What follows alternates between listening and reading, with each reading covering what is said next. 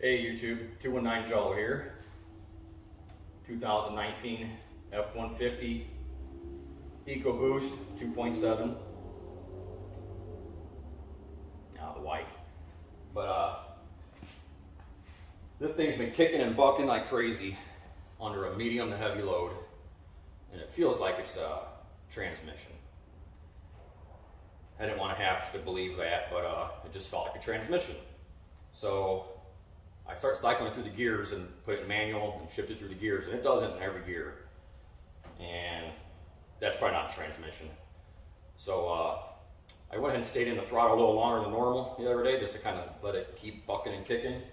And I finally pulled a code. It's a misfire on number 5 back there. Probably spark plugs. About 90,000 miles on this thing, stock plugs. I am tuned, so it's probably the spark plug, I'm hoping. So before we get started, go ahead and subscribe to my channel, like my video, comment, whatever you need to do, ask questions. But I'm going to go ahead and try to figure out a nice, quick way to do this, simple and fast and right.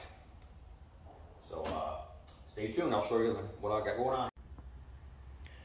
All right, here's my little tool list. You're going to need a, well, I'm going to use, this is what I'm going to use. Do whatever you want, but I'm going to use a 1/4-inch drive ratchet, about 1.5 inch long extension, and a deep well 8mm socket. I don't have one, so I'm using 5/16. I mean, they're within thousandths of the same size, so that'll work. Then I'm going to go ahead and go to the 3/8 drive ratchet, a 6-inch extension, and a 3-inch extension, and then a screwdriver. Okay, a flat blade. We call them screwdrivers here. Phillips if they're not a flat blade. So anyways, a flat blade screwdriver. And I got a pair of calipers, just to double check my feeler gauge. I'm going to probably gap them at 28 thousandths because I am tuned. I'm not custom tuned, I'm just can tuned. So not a real hot tune. Most guys go 28 thousandths on your plugs if you're tuned. So I'm going to probably go ahead and do it. And I'm just verifying that it's 28 thousandths with my calipers and not 0.28 millimeter. And let me tell you about that 0.28 millimeter. Be very careful. This says 0.028. There's no thousandths marks on there, so that's why I measured it. 0.28 millimeter is about 11 thousandths. Some guys out there have gapped their plugs to what they thought was 28 thousandths, but it was 0.28 millimeter. And they have problems with their motors and all that, and they blame the tuner. Well, no. So there's my tool list. And oh, and also 5/8 socket. I do have the rubber boot in there. It's a plug socket. You got to have the rubber boot or magnet or something in there so that plug comes out, because it's like a, you know, it's not really a Hemi, but it's like a Hemi head. I guess it kind of is. I mean, if your spark plugs go through the cylinder head like that between your valves, it's pretty much not really a Hemi, but you know what I mean. Spark plugs go through the head on top and not the side. So you're gonna have gravity working against you. So you better have a good socket like I didn't have, but I have now. So there's my tools. These are the spark plugs I'm gonna go with, the SP594s. This is what should be in my truck now. I haven't got one out yet, but these are stock, and I do hear, even for the tuned, you know, prior to 2019, I guess the 19s on up already have a pretty good heat range in them for tuned vehicles, but you may have to close the gap up a few thousandths. But a lot of guys use different ones, SP550s, there's all kinds of different little cooler plugs people use. But I'm not getting fancy, I'm using stock plugs, just what came on this vehicle. Use what you want. I would recommend, if you're tuned, get with your tuner and listen to him. All right, I already pulled one of my coils for my problem cylinder, and each coil has a stud on top, and that's where the 8mm nut is, or 5/16. And each one of those, I'll show you here, they have the wire loom is connected to them. So right here, I already pulled it. The little hole there will snap down. Actually, this one snaps down, that stud. You just wiggle them, jiggle them, pull them off. So each location if each coil has where these wire ties are, it will have one of these clips. So just wiggle and jiggle it off of that stud. They're a little bit firm, and that will expose. You see that one I pulled off already. Right there. There's the bolt for that one. Next one is kind of a little harder to see, but it's in there. I promise you, there it is. Right under my finger. There's that one. And I got the back one off and out already. And once you pull that clip off, get your socket on there and pull that stud out. And then I just twisted this a couple times and pull right up out of there. So I'm going to go ahead and go to the back and start pulling that spark plug. And all I'm using there, this is where the different length extensions come in at. That back one's probably the tightest one out of the whole bunch. So I had to use the 6-inch extension and the 3-inch, and of course the socket, to get in there and break it loose so it was high enough so I can get my ratchet on there and fit it up in that area, right up in there above that hose. Too short, a hose is in your way. Too long, you can't get it in there. So that worked out pretty good. And then once you get the plug loose, you may want to pull the 3-incher out of the 6-incher so you have room to pull your spark plug out, connected to the socket with the rubber boot, so it clears the upper firewall there. So that's something to get ready to do here right now. Well, I just noticed I have a 1/2-inch drive socket I just bought. Oh, that makes it a little difficult because I don't have the right extensions for this. But let's see what I come up with. All right, I did find an extension. Appears to be a 6-inch. It's going to be a little short. So I don't edit my videos. When I fuck up, I fuck up. I'm going to show you guys. So tool list is actually, what I showed you earlier will work to get the spark plug broke loose. It'll actually work if you get the right socket. I didn't have the right socket. The 5/8 I have, without a boot in it, it is a 1/4-inch drive, or I mean a 3/8 drive, and it does all fit in there. Well, now that I got the boot one, I did find a shorter socket that's going to be really close to that hose, but it will work to get it in there by hand. Unscrew that plug by hand, and it should pull out with the 1/2-inch drive. So anyways, this part you can do if you can figure it out yourself. Use whatever you got. But what I had on that tool list should work to break your plug loose.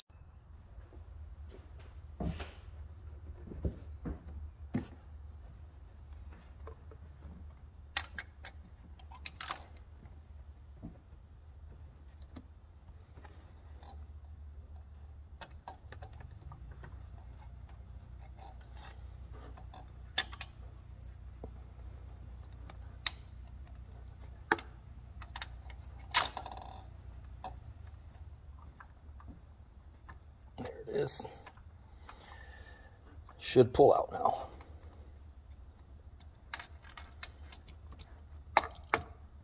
There it is. Let's take a better look at that out here.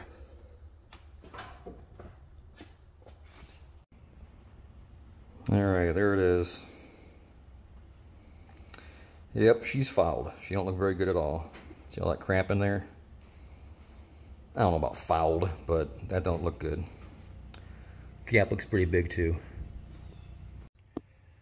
All right, well that gap measures about 35 thousandths. A little big. It's the carbon buildup there inside there that kind of concerns me more than anything. So, all right, I'm gonna go ahead and pull the rest of the plugs out. Pretty straightforward. Like I said, just pull those little 8mm studs out. Pull the coil packs right out of there. Take your plugs out. Not that hard, but I'm gonna go ahead and get started and we'll get them all out. Forgot to show you this.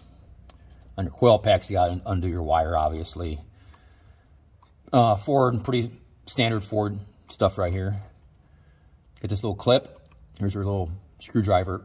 Oh, I'm sorry. Your flat blade screwdriver comes in handy.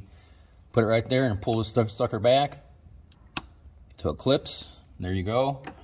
And just a matter of now I can push that down with my thumb, push down, and pull the thing out. And that's it.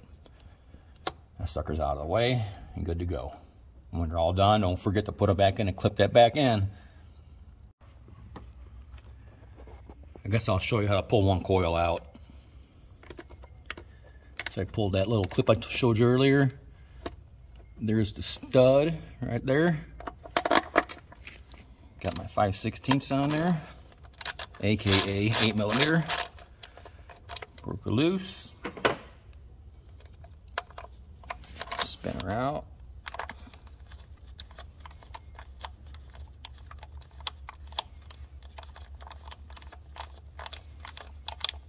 Kind of nice not having actual spark plug wires. This is all kind of new to me. On this for 1980s over here. 90s, okay, 90s, 80s, 90s, whatever.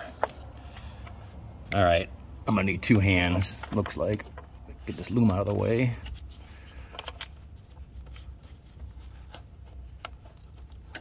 There we go. Let's pull her out, and that's what you got. That's your spark plug wire. Pretty cool though. All right, got the ratchet in there. Get the spark plug loose. And once I get it loose, now it's loose, I'll just pop the ratchet off. Spin it out by hand.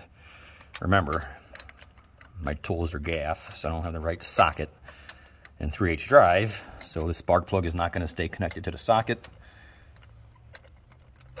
And I don't have a long enough 1/2 inch to do it all. So anyways, there it is. Spark plug stuck in there. So I will put that to the side, grab this one, put her in there till I feel the boot, grab the socket there, the spark plug, there it went, pull it out. There she is. They all look like shit. All right, I'm on to the second side. A little different. Looks like if I go ahead and break loose this connector, this one underneath it, right there, that connector. I'm just trying to get this whole wire loom a little bit looser right here so I can pull. It's a little tighter. I got a PCV valve back there, and it might be in the way right there. Might not be. So I'm just going to try to get this wire loom as loose as I can, and it might all come loose. Let's see. All right, I took all 4 loose. I loosened this whole wire loom. So just a matter of pulling up the little white clip, just like the coils. Pull that clip up towards you, and then pull them out. They're all 4 the same. So I got, this video is going to be my picture of how they go back. Everything kind of fits one way. I'm not going to disturb it too much. And then there's a little pull pin right there that pulls out of there. So now I got all this movement. So I should be able to get this loom out of the way and may not have to take it loose anymore, but we'll see. Okay, I did get that coil out. It's a little tight, but it does, you know, you bend it over a little bit, you know, towards the firewall like that direction. Wiggle it, jiggle it, get the wires clear over the top of it. That's what you gotta clear. You gotta clear all that junk. That PCV hose right there, and then the main wire loom. It's kind of tight, but it'll come out. I got it out by just disconnecting those 4 wires up front, and then the coil, which you got to disconnect anyways. Okay, I got that back one out. That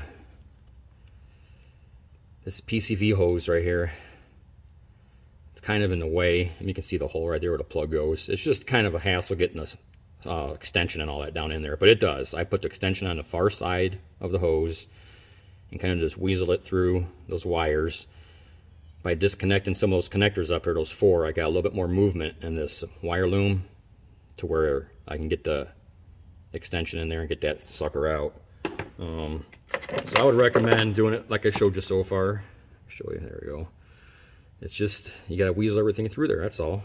And it comes out, you can get it. And the other 2 are pretty simple.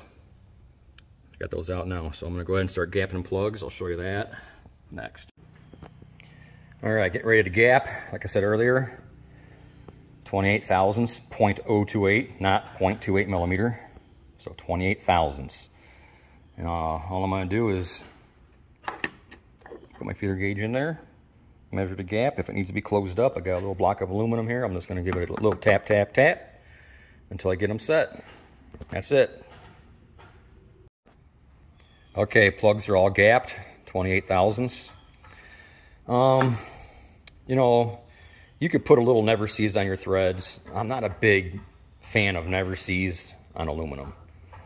I've just seen, but I'm not a big fan of rust on aluminum either, so I don't have any never sees. I might just go ahead and put a little bit of oil on the threads. First couple, just a light little bit of oil on there. And then you can put some dielectric grease on the boot end. And then reassemble opposite the way you took it apart. Oh, there's all the old spark plugs and coils. It probably doesn't matter, but I'm keeping the coils where they go. So that's just how they came out. Front of the engine. So they all look the same. I mean, I don't know. Gaps are a little big. Got that white spot on the electrode, both ends. See that? Get in there. They all look like that. So let's see what happens. We'll go ahead and assemble it and go for a test. All right, that side's buttoned up. And don't forget, those little white clips you had to unclip with that flat blade screwdriver. Make sure you push them all the way in like that. I almost forgot. I thought they were in, but they weren't. So give them a little extra push and they should clip in there. So we're gonna try a start up here. All right, here we go.